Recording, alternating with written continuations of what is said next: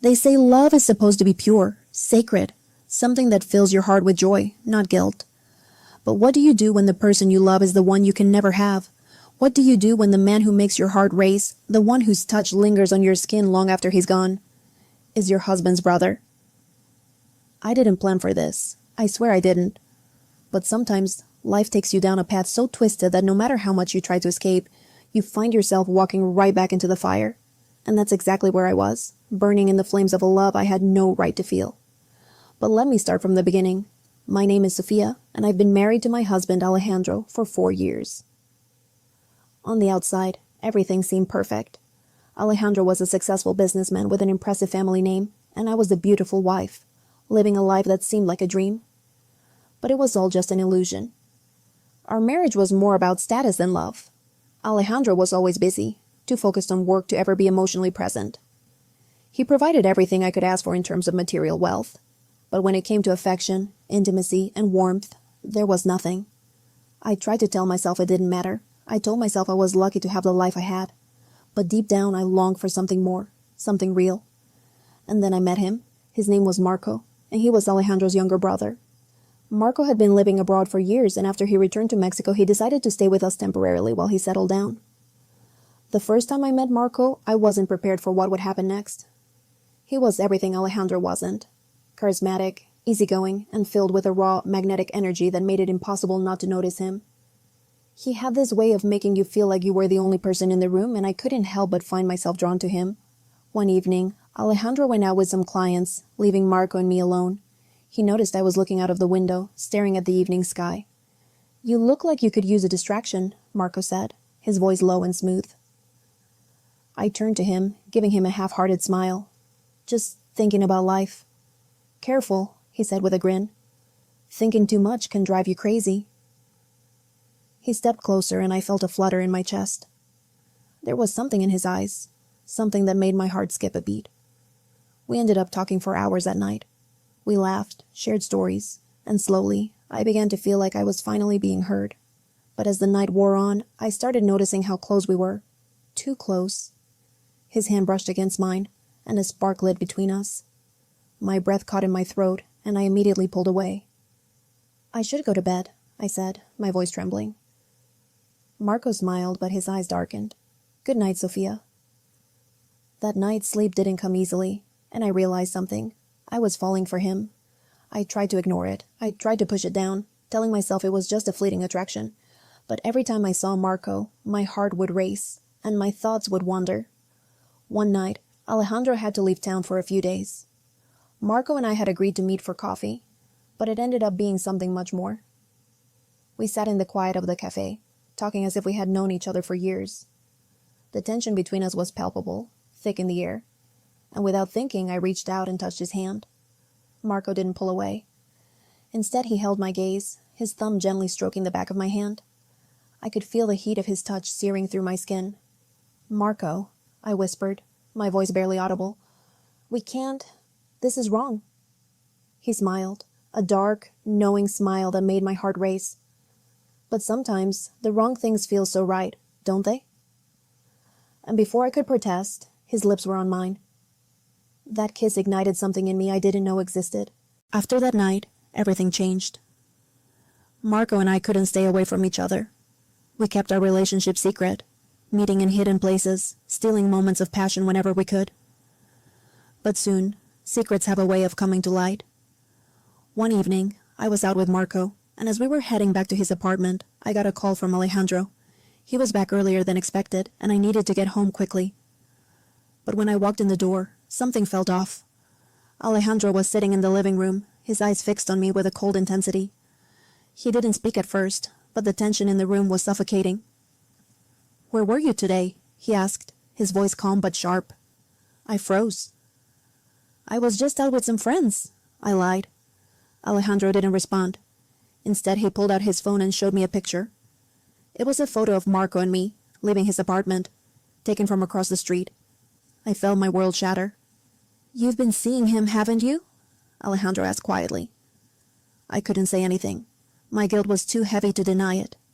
He stood up, his fists clenched. "You've betrayed me, Sophia, and I won't let this go." I thought I was prepared for what would happen next, but I wasn't. Alejandro didn't just confront me. He began to plot his revenge. He told me he would divorce me, but I knew it wouldn't stop there. He wasn't the type to let a betrayal slide. Then I got a message from Marco. "We need to talk. I'm worried." I rushed over to his place, my heart pounding in my chest. "Something's wrong, Sofia," Marco said when I arrived. "Alejandro is making moves. He's not going to just divorce you. He wants to destroy us both." I felt a cold chill run through me. "What are we going to do?" Marco's eyes darkened. "I don't know, but we're in this together now." But I had no idea just how far Alejandro would go to make us pay for what we'd done. The love between Marco and me was dangerous, but I never imagined it would lead us to this point. Alejandro's plan to ruin us was just beginning, and I didn't know if we could survive what was about to come. What was the price of love when betrayal was the cost? After that night, everything felt like a ticking time bomb. The air around Marco and me had become suffocating, and every whisper felt like a betrayal. We couldn't be seen together, but I could feel his presence everywhere, pulling at me like a magnet. We couldn't act like we were normal. My marriage was falling apart, and Alejandro had made it clear that he would stop at nothing to make sure we paid for our mistake. But what could I do? I had already crossed the line. And now, there was no turning back. One evening, Alejandro came to me with an ultimatum. "Sofia, you have two choices," he said, his eyes ice cold. "You either end whatever you have with Marco, or I make sure you both regret it. I'll ruin your life." I looked at him, my heart sinking. He wasn't kidding. His calm demeanor was the calm before a storm, and I knew it. But I couldn't give up Marco. I couldn't let go of the one person who had made me feel alive, who had given me the passion that was missing from my marriage. "I can't leave him," I said quietly. "I love him." Alejandro's gaze hardened, his lips curling into a bitter smile. "You'll regret that decision, Sofia. Just wait." It didn't take long for Alejandro's plan to unfold. I was at work the next day when I received a text from Marco. "We need to meet. Something's happening." I knew then that things were escalating. I rushed to meet him, my heart racing with fear. When I arrived at Marco's apartment, he was pacing back and forth, his face tense. "What's going on?" I asked, my voice trembling. "Alejandro's making moves," Marco said, his voice low. "I found out he's been talking to people about our relationship. He's using his influence to spread rumors about us. People are starting to talk, Sofia. He's trying to destroy us." My blood ran cold. I had known this was coming, but hearing it out loud made it real. "We can't let him do this," I whispered. "What do we do?" Marco grabbed my hands, his grip firm. "We fight back. We can't let him tear us apart. We'll expose the truth before he does." But as we spoke, I couldn't help but feel the weight of what we were about to do. Exposing Alejandro's plans would only escalate things, and I wasn't sure I was ready for the fallout. But I had no choice. Marco was my world now, and I would do anything to protect him. We had a plan, or so we thought. We decided to go public, to confront Alejandro head-on and expose his lies. But we underestimated how far he was willing to go to ruin us. The next day, as I walked into work, I was greeted with whispers. People were looking at me differently, eyes full of judgment. I checked my phone, and there it was, a picture of Marco and me leaving his apartment, taken just days before. Only this time, the caption was not what I expected.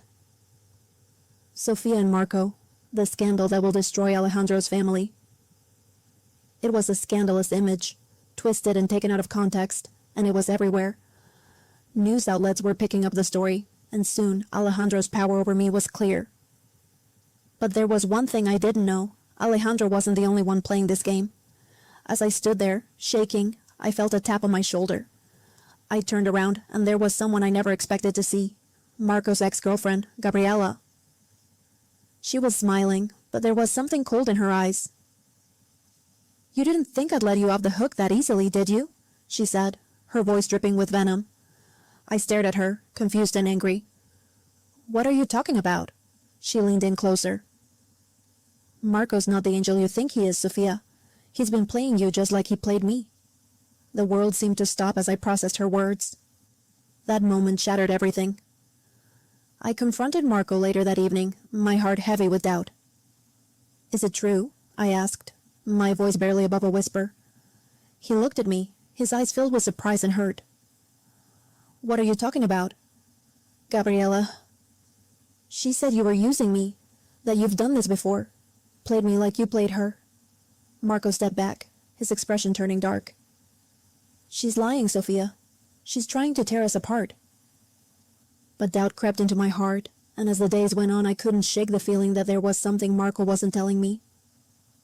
Was I just another pawn in his game? As the pressure mounted, I had to make a choice.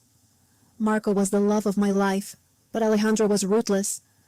And now, Gabriella's words haunted me. Was Marco just using me for his own gain? Or was she just bitter, trying to destroy everything we had?